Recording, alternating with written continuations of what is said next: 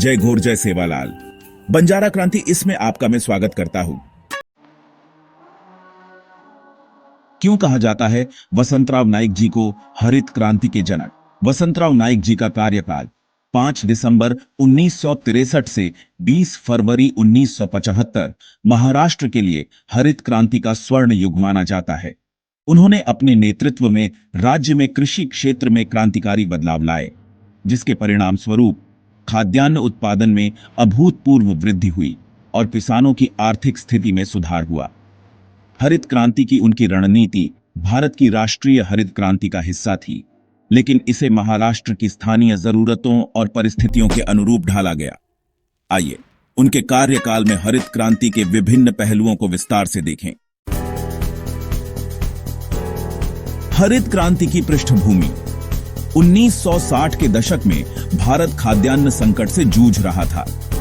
खाद्य आयात पर निर्भरता, सूखा और बढ़ती जनसंख्या ने देश के सामने आत्मनिर्भरता की चुनौती खड़ी की थी। राष्ट्रीय स्तर पर हरित क्रांति की शुरुआत वैज्ञानिक नॉर्मन बोरलॉग और भारतीय कृषि मंत्री सी सुब्रमण्यम के नेतृत्व में हुई, जिसमें उच्च उत्पादकता वाले बीज यानी हाई यील्डिंग वैरायटी, रासायनिक उर्वरक और सिंचाई सुविधाओं पर जोर दिया गया।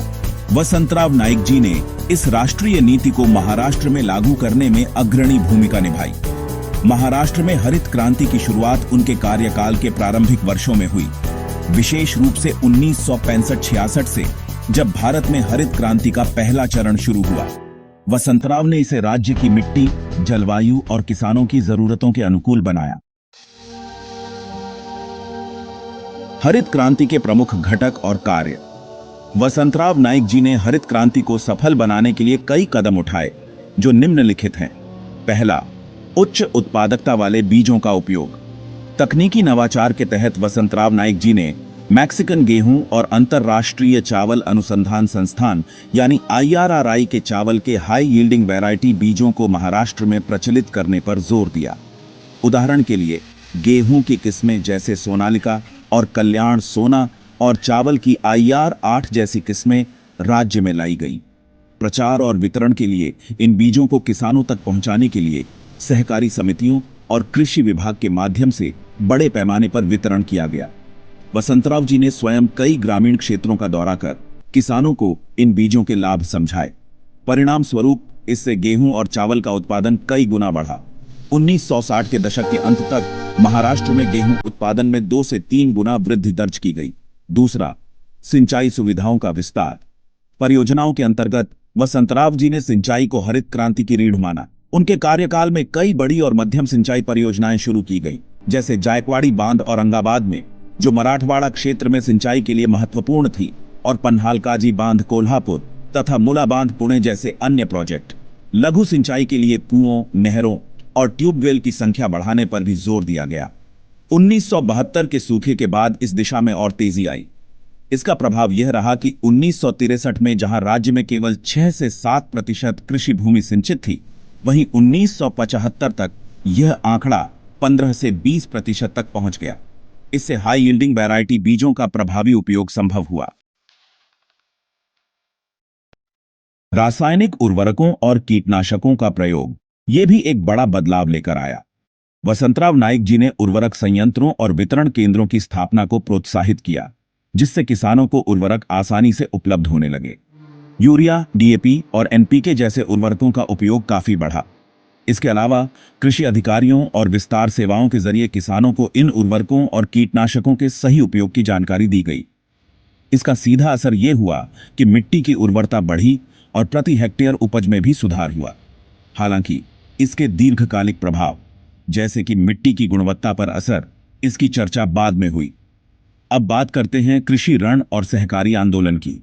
हरित क्रांति को सफल बनाने के लिए किसानों को सस्ते ऋण उपलब्ध कराए गए। इसके लिए सहकारी बैंकों और ग्रामीण बैंकों की भूमिका को भी बढ़ाया गया। साथ ही बीज, उर्वरक और उपकरणों की आपूर्ति के लिए सहकारी समितियों को मजबूत किया गया। इससे छोटे किसानों को भी काफी लाभ मिला।